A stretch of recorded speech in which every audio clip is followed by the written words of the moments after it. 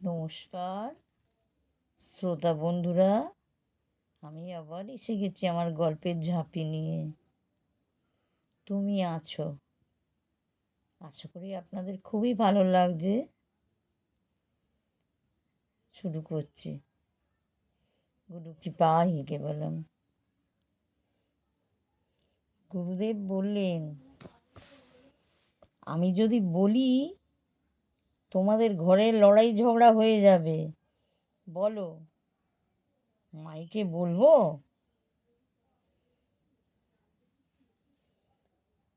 তারপরে উনি ওদের পর্চা লিখে ওদের দেখালো।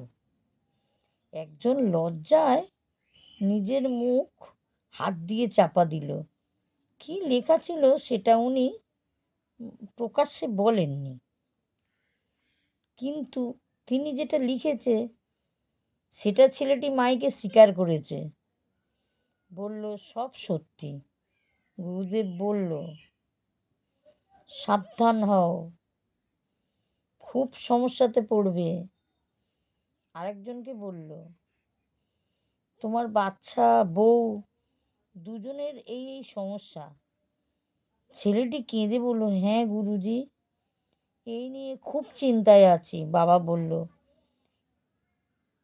এত সালের এত মাস থেকে তোমার এই সমস্যা হয়েছে? হ্যাঁ গুরুজি, একদম ঠিক। তারপর উনি সমাধানও জানিয়ে দিলেন। এইভাবে দেশে বিদেশে উনি ওনার মঙ্গল কার্যনে নিরন্তর করে চলেছেন। 2025-এ উনি বিদেশের মাটিতে সনাতন হিন্দু ধর্মের জন্য মন্দির স্থাপন করলেন। বাগেশ্বর বালাজির মন্দির বিদেশেও হলো। উনি রামকৃষ্ণ পরমহংসদেবকে স্বামী বিবেকানন্দের কথা সকল মঞ্চে আলোচনা করেন। আরও বলেন, যিনি সত্যিকারের মহাপুরুষ হন তিনি সকল সময়ই বিনম্রভাবেই থাকেন। নিজের খ্যাতি নিজে প্রকাশ করে না। হীরা অন্ধকার হলেই জ্বলবে, তার প্রকাশ নিজে থেকেই হয়। বাবার গাড়ি, জ্যাকেট, সানগ্লাস এসব নিয়ে প্রচুর চর্চা, ফোনে নানা রকম মন্তব্য। বাবা ঠান্ডা মাথায় এর উত্তর দেন। সব সময় বাবার হাসি মুখ। বাবা বলেন, আমার কোনো ভক্ত যদি আমাকে আদরপূর্বক কিছু দেয় তা আমি গ্রহণ করি, কারণ আমার ভক্তরা তাদের দেয়া জিনিস ব্যবহার করলে খুশি হয়, আর এতে আমি আমার কোনো দোষ দেখি না। আর আমি নির্লোভীও নয়, লোভীও নয়। আমি কারো কিছু দেওয়ার অপেক্ষায় থাকি না, দিলে বারণও করি না। গুরুদেবের প্রত্যেকটা কথা স্পষ্ট, সহজ। উনি বলেন, বলল, আমি অবিবাহিত হওয়া সত্ত্বেও 1200টা মেয়ের ধর্মপিতা। 2025-এ 23শে ফেব্রুয়ারি মাননীয় ভারতের বর্তমান প্রধান যশস্বী প্রধানমন্ত্রী নরেন্দ্র মোদী বাগেশ্বর ধামে ক্যান্সার হসপিটাল ভিত্তি উন্মোচন করলেন, ভিত্তিপ্রস্তর। 26শে ফেব্রুয়ারি মাননীয় রাষ্ট্রপতি মহোদয়া দ্রৌপদী মুর্মু কন্যা বিবাহে পৌঁছালেন প্রচুর উপহার নিয়ে।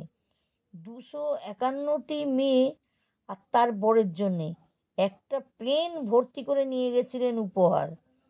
প্রতি বছরই এই দিনটি আসে শিব চতুর্দশী তিথিতে। বাবার এই নিঃস্বার্থ সংকল্প সকলের চোখে ভালো নয়। বাবার যেমন ভক্ত আর অনুসরণ করার লোক, তেমনি শত্রু সংখ্যাও কম নয়। বিভিন্নভাবে গুরুদেব ভগবানকে মন্তব্য করে চলেছে। তাহলে ভেবে দেখুন, ভালো হওয়া সত্ত্বেও সবসময় তার সঙ্গে ভালো হয় না। কারো ভালো হওয়া, কারো হয়তো কিছু আসে যায়, তারা সহ্য করতে পারে না। কিন্তু সব বড় বড় সিদ্ধ সাধুরা সব সময় বাবাকে দুহাত তুলে বুক ভরা আশীর্বাদ দিচ্ছে। তাছাড়া নিজ কর্মের জন্যে সব সাধুদের অতি আদরের উনি। তিরুপতি বালাজির নাম নিশ্চয়ই শুনেছেন। গুরুদেব ভগবান ওখানকার একটা ঘটনা শোনালেন। একজন তিরুপতি বালাজির খুব ভক্ত ছিল। তিনি প্রতিদিন পাহাড়ে চড়ে 3 টাইম বালাজিকে দর্শন করতে যেত, আর সাথে করে কিছু না কিছু প্রসাদ নিয়ে বালাজিকে খাওয়াতো। এইভাবে বেশ কিছুদিন চলল। হঠাৎ একদিন বালাজির মন্দির থেকে সেবক সেই সাধুকে ঢুকতে দিলেন না। সকালে তাড়িয়ে দিল, তখন তিনি ফিরে গেলেন। ফের দুপুরে গেল, আবার ফিরিয়ে দিলেন। ফের বিকেলবেলা গেল, আবার ফিরিয়ে দিল। এবারে মন খুব খারাপ করে পাহাড়ের অন্য জায়গায় বসে রইল। রোজ প্রসাদ খাওয়ার পর এসে বালাজি তার সঙ্গে চৌসর খেলতো। এদিকে তিরুপতি বালাজি, তারও মন খারাপ হয়ে গেল। শেষকালে থাকতে না পেরে হাতির রূপ ধারণ করে সেই সাধুর কাছে চলে গেল দেখা করতে। পূজারী বুঝতে পারল ভগবান মন্দিরে নেই। জানতে পারল বালাজি হাতির রূপ ধরেই সেই তাড়িয়ে দেওয়া সাধুর কাছে চলে গেছে। তারপরে সবাই মিলে গিয়ে সেই সাধুর কাছে ক্ষমা চাইল। সেই থেকে ঠাকুর প্রতিদিন সাধুর কাছে চৌসর খেলতে যেত। সাধুর নাম সেই থেকে হাতিরাম বাবা হয়ে গেল। আজও সেই পাহাড়ে হাতিরাম বাবার মঠ আছে। তিরুপতি বালাজি গেলে এই মঠ দর্শন করলে ভালো, ভগবানের বন্ধু বলে কথা। আরও একটা মজার গল্প গুরুদেব বললেন। একজন ভক্ত খুব তপস্যা করে ব্রহ্মাজিকে প্রসন্ন করলেন। ব্রহ্মাজি দর্শন দিলেন, বললেন, তোর কি চাই বল। ভক্ত বলল, বাবা তুমি তো সবই জানো। হ্যাঁ, তবু তুই বল।